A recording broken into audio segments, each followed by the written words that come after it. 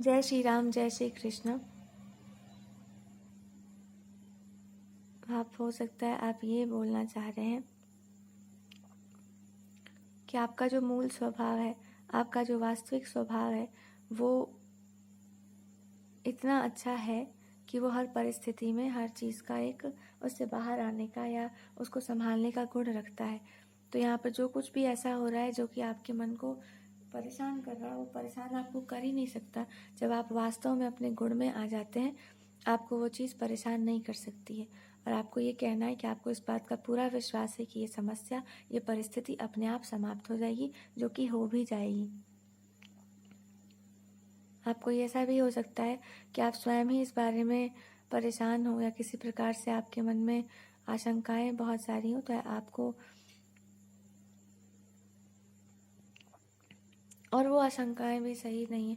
समय अनुसार बहुत कुछ परिवर्तित होता रहता है, बहुत सारी चीज़ों में परिवर्तन आता है, पर वास्तव में प्रकृति में जो परिवर्तन आता है वो एक आवश्यकता के कारण ही होता है।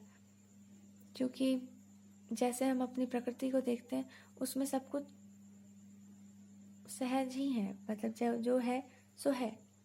जब कुछ भी ऐसा होने लगता है जो प्रकृति के नियमों के विरुद्ध हो, तो हमको उसका परिणाम देखने को मिलता है। वैसे ही आपको जो स्वाभाविक स्वभाव है, उसमें यदि आप आ जाएंगे तो आप इस समस्या का समाधान कर सकते हैं। और आपको केवल इतना कहा जा रहा है कि आपको इस बात पर पूरा विश्वास होना चाहिए,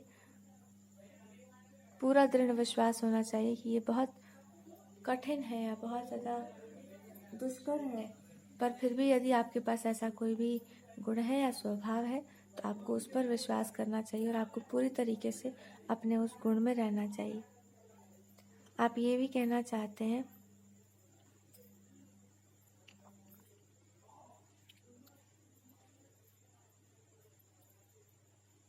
कि आप ऐसे किसी भी, आप ठीक समझते हैं, ऐसा है, आप बिल्कुल ठीक समझते हैं।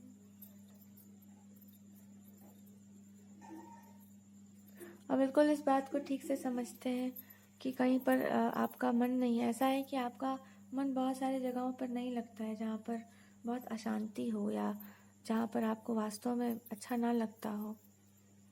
आपका मन वहाँ नहीं लगता है। आपका मन जो है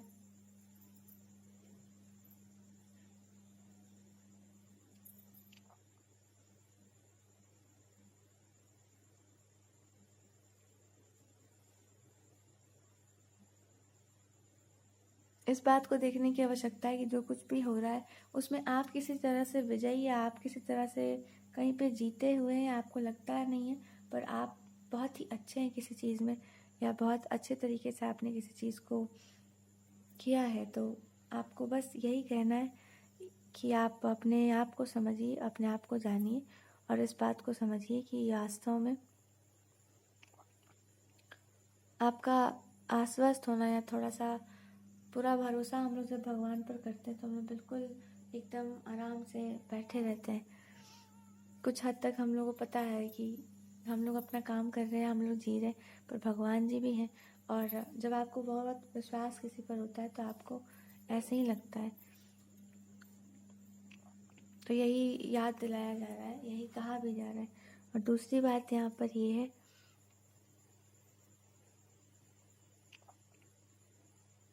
कुछ ऐसा होता है जो हम कभी मतलब पूरा नहीं कर पाते, या कुछ ऐसा होता है जहाँ हमें पता है कि कहीं पर कष्ट है या कहीं कोई समस्या है, भावनात्मक रूप से कहीं कोई तकलीफ, कोई दुख है, पर हम उसका समाधान नहीं कर पा रहे, उस समय वहाँ पर नहीं है, तो उसका एक कष्ट मन में रहता है किसी न प्रकार से, क्योंकि ये एक हो सकता है कारण हो।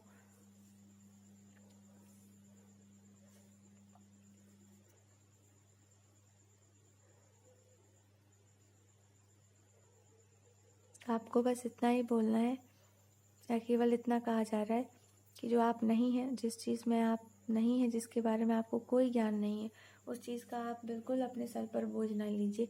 नहीं पता है या जिस चीज़ के बारे में आप बिल्कुल नहीं जानते हैं, तो आप उस चीज़ के बारे में बहुत चिंता मत कीजिए, वो आपके लिए है ही नहीं। आपको मान लेना है कि आप उस क्षेत्र के बारे में कुछ नहीं जानते हैं। और साथ में आपको ये भी समझ जाना है कि आपने ऐसा कुछ भी नहीं किया है जिसको लेकर के आप अपने आप से प्रश्न पूछें। केवल इतना ही बोला जा सकता है, इतना ही कहा जा सकता है,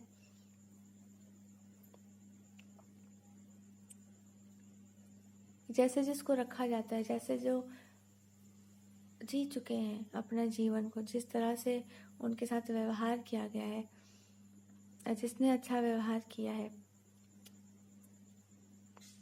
केवल वो व्यक्ति ही या केवल वही जान सकते हैं कि क्या करना उचित है अनुचित है। लेकिन आपके पास इतनी क्षमता है कि आप हर चीज़ का एक समाधान निकाल सकते हैं यदि आप इस बात को माने।